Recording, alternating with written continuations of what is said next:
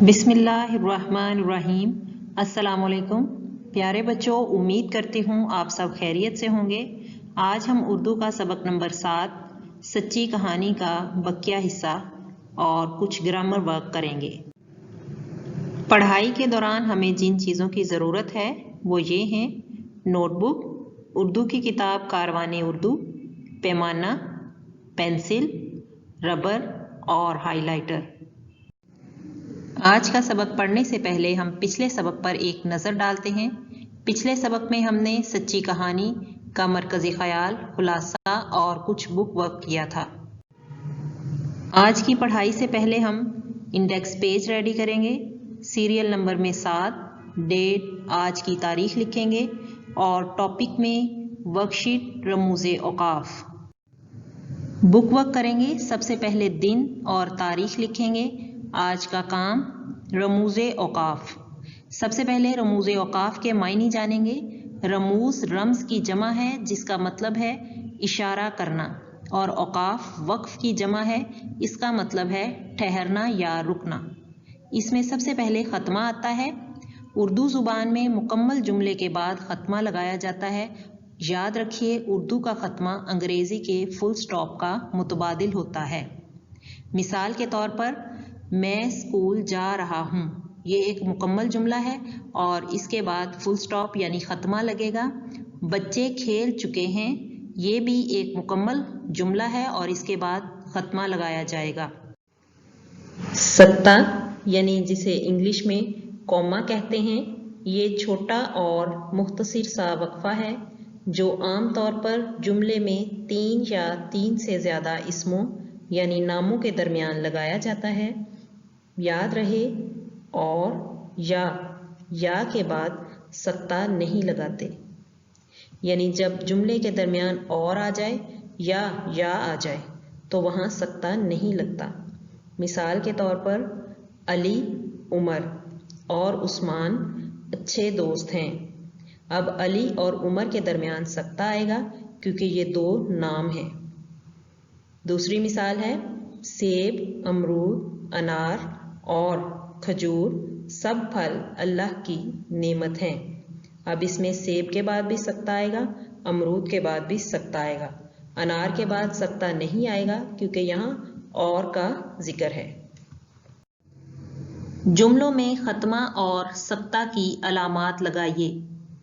پہلا جملہ پڑھتے ہیں، پنجاب، سندھ، بلوچستان اور خیبر پختونخوا پاکستان کے صوبے ہیں۔ اب اس میں دیکھتے ہیں کہ سکتہ کہاں آئے گا۔ پنجاب کے بعد سکتہ لگائیں گے، سندھ کے بعد، اور بلوچستان کے بعد جو ہے وہ نہیں لگے گا کیونکہ اور کا استعمال ہوا ہے۔ اس کے بعد پاکستان کے صوبے ہیں، یہ ایک مکمل جملہ ہے تو یہاں خاتمہ آئے گا۔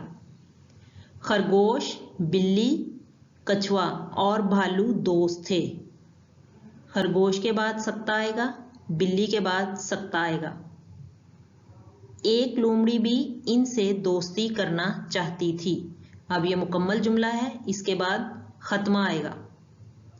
عید کے دن امی نے شیر خورما، شامی کباب، دہی بڑے اور تازہ پھلوں سے مہمانوں کی توازی کی۔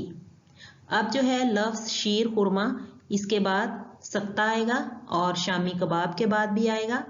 دہی بڑے کے بعد نہیں آئے گا کیونکہ یہاں اور کا استعمال ہوا ہے اور یہ مکمل جملہ ہے، اور توازی کی کے بعد فل سٹاپ آئے گا۔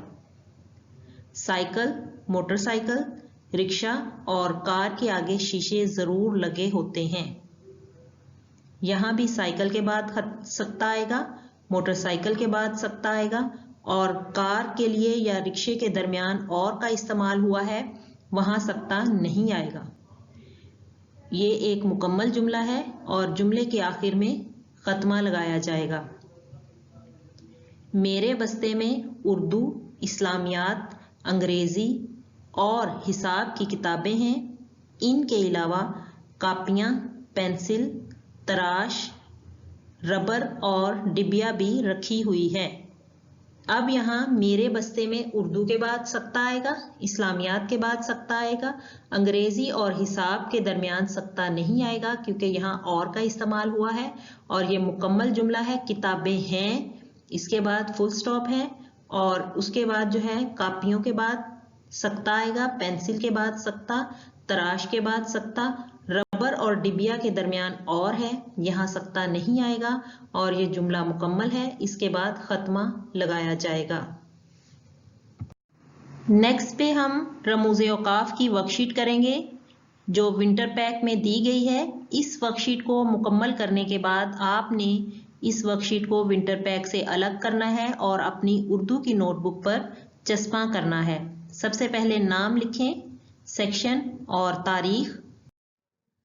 मंदरजा झैल इबारत को पढ़िए और मुनासिब रमूज़े औकाफ लगाकर इबारत को दोबारा लिखें। खत्मा है जिसे फुल स्टॉप कहते हैं, वो किसी भी जुमले के इख्तिताम पर लगाया जाता है। सवालिया निशान, ये किसी सवाल किए गए जुमले के आखिर पे लगाया जाता है जिसे क्वेश्चन मार्क कहते हैं। मिसाल के तौर पर कहाँ, किसको, कौन, क्या के बाद जो जुमला मुकम्मल होता है वहाँ सवालिया निशान लगाया जाता है। वक्फा या सक्ता जिसे बोलते हैं। नदाइया, ये किसी को पुकारने के लिए किसी के नाम के बाद ये लगाया जाता है। उसके बाद तफसीलिया है कि अगर हम किसी को पुकार कर उससे बात करना चाहते हैं तो ये जो इशारा है या ये जो रम्ज है वो लगाई जाती है।